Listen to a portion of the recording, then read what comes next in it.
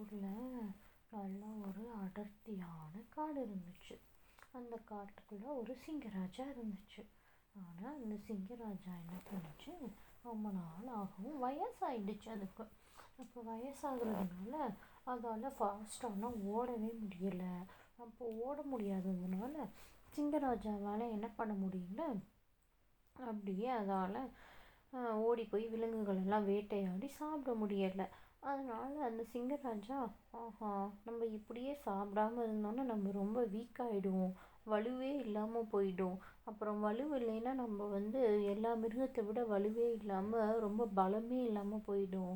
அதனால நம்ம ஏதாவது பண்ணி இப்போ சாப்பிடணும் அப்படின்னு சொல்லி யோசனை பண்ணுச்சு. அப்படியே யோசிச்சுக்கிட்டே இருக்கும்போது அந்த சைட்லேருந்து ஒரு நரி வந்துச்சு. அந்த நரியை பார்த்தோன்னே சிங்கராஜா என்ன பண்ணுச்சு, இந்த நரி தான் நமக்கு சரிப்பட்டு வருவான் இந்த நேரத்தில், இவன் தான் நல்ல தந்திரமானவன் அப்படின்னு சொல்லி யோசிச்சு அந்த நரியை கூப்பிட்டுச்சு. கூப்பிட்டு, சிங்கராஜா நரியே நீ இன்னையிலேருந்து என்னோட மந்திரி, நான் சொல்கிற எந்த வேலை சொன்னாலும் நீ செய்யணும் அப்படின்னு சொல்லி சொன்னுச்சு. என்னது, உங்களுக்கு நான் மந்திரியா, உங்களை என்னால் நம்ப முடியல அப்படின்னு சொல்லி அது சொன்னுச்சு. அதெல்லாம் இல்லை, நான் உன்னைய ஒன்றுமே பண்ண மாட்டேன், நான் சொல்கிற வேலையை நீ செய்யணும், செய்யலை நான் உன்னை கடிச்சு சாப்பிட்ருவேன், புரிஞ்சிச்சா அப்படின்னு சொல்லி ரொம்ப மிரட்டுச்சு. மிரட்டினோன்னு அந்த நரி பயந்துடுச்சு. பயந்துட்டு, ஓகே நீங்கள் என்ன சொல்கிறீங்களோ நான் செஞ்சிட்றேன், என்ன ஒன்றும் பண்ணிடாதீங்க அப்படின்னு சொல்லி சொன்னுச்சு. எனக்கு வயிறு ஒன்று சிங்கராஜா சொன்னுச்சு, எனக்கு வயிறு ரொம்ப பசிக்குது, என்னால் பசி தாங்க முடியல, நீ அதனால் இப்போ என்ன பண்ணுற, போய் எனக்கு ஏதாவது ஒரு மிருகத்தை கூட்டிகிட்டு வர சாப்பிட்றதுக்கு அப்படின்னு சொல்லி சொன்னுச்சு. என்னது, உங்கள் பசிக்கு நான் சாப்பாடு தேடவா, அச்சோ, அதுவும் நீங்கள் நிறைய சாப்பிடுவீங்க, என்னால் முடியாதுப்பா அப்படின்னுச்சு. உடனே சிங்கம் ரொம்ப கோவமா, இப்போ போறியா நீ இல்லையா அப்படின்னு சொல்லி கேட்டுச்சு. நரி பயந்துருச்சு. பயந்துட்டு, வேண்டாம் என்ன ஒன்றும் பண்ணிடாதீங்க, நான் போகிறேன் அப்படின்னு சொல்லிட்டு அப்படியே போச்சு. போகிற வழியில் பார்த்தா ஒரு கழுதை நின்றுக்கிட்டு இருந்துச்சு. அந்த கழுதையை பார்த்துட்டு, ஆஹா, இந்த கழுதையை நம்ம எப்படியாவது கூட்டிகிட்டு போய் சிங்கராஜாவுக்கு கொடுத்துடணும், இல்லைன்னா சிங்கராஜா நம்மளை கடிச்சு சாப்பிட்ருவாரு அப்படின்னு யோசிச்சுட்டு அப்படியே கழுதை பக்கத்தில் போச்சு. போயிட்டு, கழுதையை எங்கே, நான் உன்னை ரொம்ப நாளாக இந்த காட்டு பக்கமே பார்க்கல அப்படின்னு கேட்டுச்சு. இல்லை நான் இங்கே தான் இருக்கேன், உனக்கு என்ன வேணும் அப்படின்னு சொல்லி அது கேட்டுச்சு.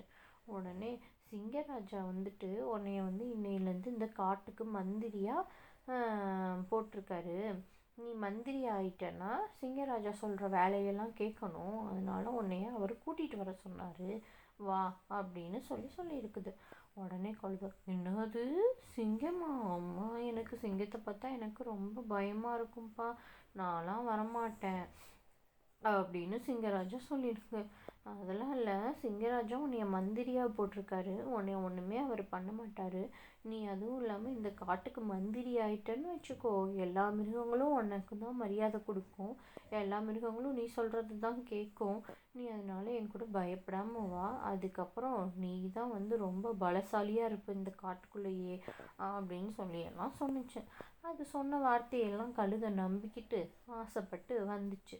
வந்தோடனே சிங்கராஜாவை பார்த்துட்டு சிங்கராஜாட்ட கூட்டிகிட்டு போய் அப்படியே நரி சொன்னிச்சு, நான் கூட்டிகிட்டு வந்துட்டேன் உங்களுக்கு தேவையான மிருகத்தை அப்படின்னு சொன்னிச்சு. இந்த கழுதை அப்படியே பயந்து போய் அப்படியே நின்றுக்கிட்டு, அதுக்கு கொஞ்சம் பயமாகவும் இருந்துச்சு, ரொம்ப சந்தோஷமாகவும் இருந்துச்சு, நம்ம மந்திரி ஆக போகிறோம் அப்படின்னு சொல்லிட்டு அப்படியே பயந்துக்கிட்டே நின்று பார்த்துக்கிட்டு இருந்துச்சு பாரு. அப்போது அந்த சைட்லேருந்து அப்போது என்ன பண்ணுச்சு, அந்த சிங்கம் அப்படியே டக்குன்னு அது கழுத்தை பிடிச்சி அப்படியே கடிச்சிச்சு பாரு, அது சத்தே போயிடுச்சு. செத்தோன்னே அந்த சிங்கம் கழுதையை சாப்பிட்லான்ட்டு போச்சு. உடனே அந்த நரி என்ன சொன்னிச்சு, இந்த காட்டுக்கே ராஜா நீங்கள், குளிக்காமல் சாப்பிட்லாமா, நீங்கள் போய் குளிச்சுட்டு வாங்க, நான் இந்த கழுதையை யாரும் சாப்பிட்றாம பார்த்துக்கிறேன் அப்படின்னு சொன்னிச்சு. சொன்னோன்னே ஓகே அப்படின்னு, நீ கழுதையை பார்த்துக்கோ, நான் போய் குளிச்சுட்டு வந்துடுறேன் அப்படின்னு சொல்லிட்டு சிங்கம் போச்சு. சிங்கம் போய் குளிச்சுக்கிட்டு இருந்துச்சு பாரு. அப்போது நரிக்கு ரொம்ப வயிறு பசிச்சிச்சு. வயிறு ரொம்ப பசிக்குதே அப்படின்னு சொல்லிட்டு கழுதையோட தலையை மட்டும் கடிச்சு அப்படியே சாப்பிட்ருச்சு. சாப்பிட்னோடனே அப்படியே நின்றுட்டு இருந்துச்சு. சிங்கம் வரட்டும்னு வெயிட் பண்ணிக்கிட்டு இருந்துச்சு. சிங்கம் அங்கேருந்து வந்துச்சு. வந்தோடனே என்ன கழுதையில் ஏதோ வித்தியாசம் தெரியுதே அப்படின்னு சொல்லி யோசனை பண்ணி பார்த்துச்சு. உடனே நரிட்டையும் கேட்டுச்சு, என்ன கழுதையில் ஏதோ வித்தியாசம் தெரியுது அப்படின்னு சொல்லி.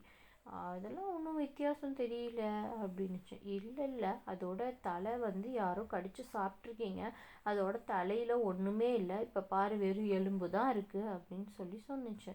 அதோட மூளையை யாரோ சாப்பிட்ருக்கீங்க அப்படின்னு சொல்லி சிங்கம் சொன்னிச்சு. உடனே இல்லை கழுதைக்கு மூளையே கிடையாது அப்படின்னு சொல்லி சொன்னிச்சு நரி. அது எப்படி கழுதைக்கு மூளை இல்லாமல் இருக்கும், கழுதைக்கு மூளை இருக்கும் அப்படின்னு சிங்கராஜா சொன்னிச்சு. உடனே நரி சொன்னிச்சு, கழுதைக்கு மூளை இருந்தா அது நான் உன்னைய மந்திரியாக்குறேன் அப்படின்னு சொல்லி சொன்னோன்னே அங்கேருந்து என் கூட வந்திருக்குமா, வந்திருக்காது. அப்போ என்ன அர்த்தம், கழுதைக்கு மூளை இல்லை அப்படின்னு சொல்லி சொன்னிச்சு. உடனே சிங்கராஜாவும் ஆமாம் நரி பேச்சை நம்பிட்டு வருதுன்னா அதுக்கு மூளை இல்லை தான் அப்படின்னு நினச்சிட்டு அதுவும் அப்படியே கழுதையை சாப்பிட ஆரம்பிச்சிடுச்சு. இதுலேருந்து நமக்கு என்ன தெரியுது, யார் எதை சொன்னாலும் உடனே நம்ம அதை நம்பிடக்கூடாது. நம்ம யோசிக்கணும். யோசித்து நம்ம எடுக்கிற முடிவு கரெக்டு தானா அப்படின்னு நல்லா யோசித்து தான் முடிவெடுக்கணும்.